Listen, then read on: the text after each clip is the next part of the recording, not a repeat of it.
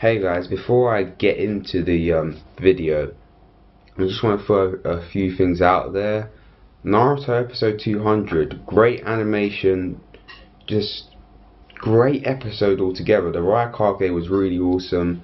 I like the way it's building up to the great events in the 5 Kage Summit. Really enjoyable episode. Studio Period, you're really gaining points from me after the Pain Invasion arc was with this really weird animation, but great episode. I really enjoyed it. I just got finished watching it, that's why I'm talking about it. But anyway, shout out to Bob Samurai. He kind of influenced me to do this. I already had this rant in plan to do it later, but he threw out a video called Greedy Game Developers, and it kind of gave me a few more ideas and a few more aspects to look at this. But anyway, without further ado, let's get into the video. Hope you guys enjoy it. In this day and age, gaming has just gone miles ahead. We got consoles and handhelds that can do more than just gaming. They can do all sorts of things. The technology has gone so far, and game developers are using this to their advantage. Some ways good, some ways bad. In this video, I will be explaining to you why I think that some game developers are just being really greedy with what they're doing. First off, I'm just going to tackle sports games. I remember having a conversation with Yokohama Game Manic on this, and we recorded it. I may upload it later on in this. I may upload it, but we were discussing sports games at the time, and sports games are one of the greediest things. I mean, EA, you're such a greedy developer. This is why you are. Every year, for like every different type of sport, you released a new game, and to be honest, there's not too many changes from FIFA 10 to FIFA 11, and FIFA's a football game, or soccer as you guys call it. There's not too many improvements on that game, and people are like, oh yeah, we need to release a new game. There's new transfers. They made the graphics a little bit more shinier. They added new costumes, couldn't that all be solved with DLC? So you're asking me to spend more money on a game each time. Like, let's relate it to American people here. Madden. There are people that will go out and buy Madden every single year, and it's $60 for you guys, right? So if someone was to buy Madden for 10 years in a row at full price, and full price for all you guys over there is $60, I believe. 60 times 10, $600. $600, and that's probably about enough to buy 2 3DS's. So you wasted all of that money over the span of 10 years just to buy a new sports game with hardly any changes. And for us, that's a full price game is £40. Times that by 10 is £400. I could probably, if I found a good deal, I could buy 2 PS3s for that much. It's a waste of money to buy all of these new sports games, but people continue to buy them. It continues to go around, when all they could do is add a DLC patch for maybe a quarter or a fraction of the price they're doing to release the new game, which could have all of the software updates that they need to do, all of the new game mechanic updates, all of the new costumes or whatever they want to add. But no, EA continues to release more and more new games of this, and people continue to buy into it. That's why I feel people are getting conned, and that's the reason why I only buy a FIFA every other year. I don't buy it every single year, because it's just a waste of money, and people are wasting their money by buying it, because you're really not getting a new game. It's the same game every year. DLC on the whole, why I think it's being abused and why they're being greedy with the DLC. Back in the PS2 days, the NES days, like the Nintendo 64 days, there was no such. I don't think there was anything like DLC. No, DLC wasn't around in those days. We didn't have downloadable content. We couldn't just go onto PSN Store or Xbox Live or the Wii, whatever that virtual console, and download things. But now it just seems like DLC is being abused. When we first started having DLC, it used to be a thing where the game developer would release maybe some new map packs, maybe some new stages and levels, but it would be something where they added it a year after the game's release, maybe, or maybe like 9 months, just to keep the game alive. And that's a good thing. If you're keeping the game alive and you're releasing it a while after the game's been released and you just want to keep people playing the game, I have no problem with DLC. That's a great thing to do. It just expands the life of the game. I really do agree with that. But when you're in the case of Marvel vs. Capcom 3, Capcom, you really piss me off, because the characters are in the disc. Certain characters are on that disc, but they're just making you pay to access them characters. That's really greedy. I really don't agree with that. Right? I remember the days where you buy a game, that's it. The company will go all out to make the game really great. They won't add anything to it, and that's just the game.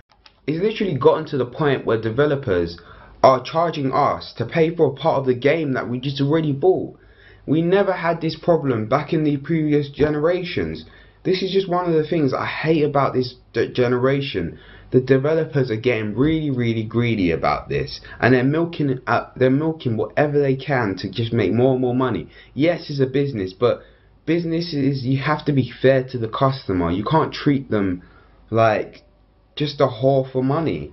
You have to be fair and deliver a good service, because I'm not going to buy any more EA games. I'm not paying to play online. Why are you going to charge me to pay for a part of the game I've already gotten? It's horrible. Like, you bought the game full price and say to buy certain, for each character is $5. What if they release four new characters? That's like $80 you spent on Marvel vs. Capcom alone. They're gonna make us choose between getting these characters and going out to just buy some food. It's horrible, especially for people that are like in college and they're tight on money. Like, having the codes where you have to input the code and you have to pay to play online for certain games. I know this happens with the PC. The PS3, hopefully this doesn't happen, because there's rumors that Sony's going to do this, but EA does this enough. Having online passes where you have to play online is ridiculous. It's like going back to Xbox Live. What's the point of Xbox Live? There is the difference between Xbox Live and PS3. I don't even see it anymore, to be honest. I mean, Sony's done a great job making PS3, getting up to the level of Xbox Live. I'm not saying Xbox Live isn't better. It's probably a little bit better, but not too much of a difference. And then that's the thing I like about Sony. Sony has the normal free online experience, and then you get PlayStation Plus, which you have to pay for, but they make it optional. Microsoft, however, they like to just throw out, make you pay money to pay every year. It's horrible.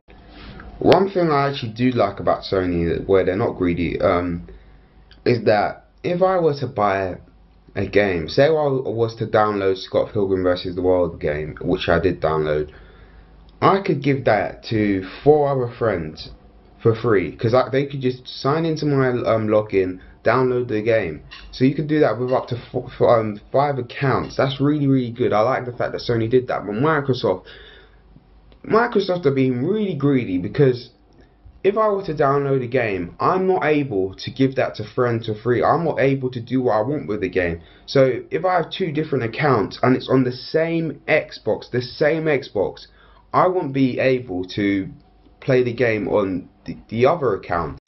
Another thing with Xbox Live is that they charge you to get for things that are free.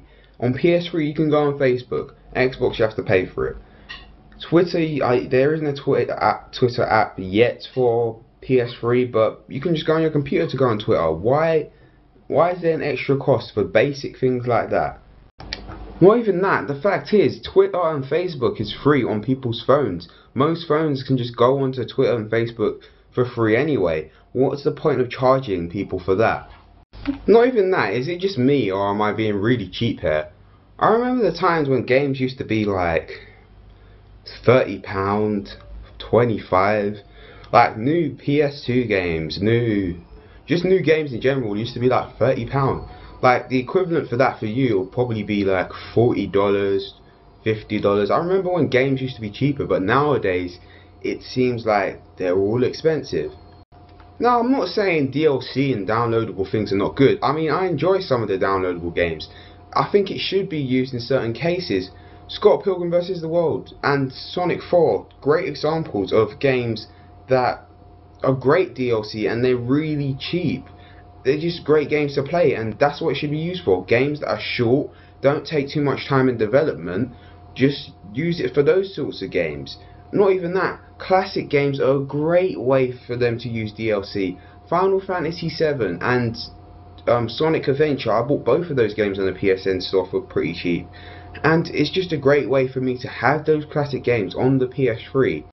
Like even this, I remember the years when a PS2 game and a Xbox game would be slightly different because they'll be made just for that console. Like now it's just like, we make a game for the Xbox, let's port it to the PS3. That's a cheap option to do, and then we get games like Bayonetta where the Xbox version is superior to the PS3 one because it was ported on.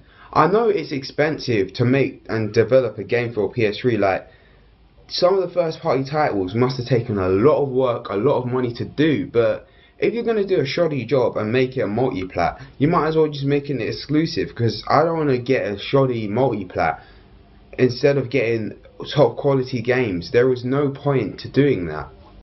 Like even this, I remember the years when a PS2 game and a Xbox game would be slightly different because they'll be made just for that console. Like now it's just like, we make a game for the Xbox, let's port it to the PS3. That's a cheap option to do, and then we get games like Bayonetta where the Xbox version is superior to the PS3 one because it was ported on. I know it's expensive to make and develop a game for a PS3. Like some of the first party titles must have taken a lot of work, a lot of money to do, but if you're going to do a shoddy job and make it a multi-plat, you might as well just make it exclusive, because I don't want to get a shoddy multi-plat instead of getting top quality games. There was no point to doing that.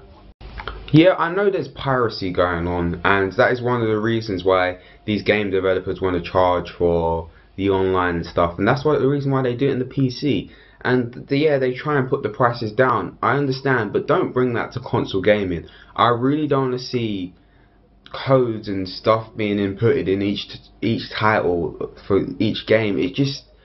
It makes console gaming, the reason why we have console gaming is because it's more convenient compared to the PC gaming, and when you take away that convenience, I might as well just buy a PC, because the PC is far superior to all of the consoles in terms of the power. At the end of the day, game developers, some of you need to step your game up. It's just, I know it's a business. At the end of the day, it's a business. I know that, but seriously, you don't need to do this to your customers. That's why I put like indie game developers, because they're just independent. They're doing it for the fans. They're making money off of it, and they don't try to con you out of your money. But some of these game developers, yearly releases, DLC for new costumes, charging you to pay for part of the game you already bought. It's ridiculous. It should stop. I don't know. This is what gaming's become. And while I like the new quality and the new, like, what gaming's doing, like we've got 3D on a portable handheld. I never would have imagined that 10 years ago. But and also we got a new portable system coming out that's as powerful as the most powerful console out. I mean, that I never would have imagined that. But at the same time, while you're making and having new innovations, remember, you are a business. Be nice to your customers and try and give them the good quality service and good quality product at affordable prices, and not try and con them out of their money, because that's what it's becoming more and more. So anyway, this has been J-Man's Productions on the J Zone. Live and learn. Good luck and God bless. Catch you in the next rant.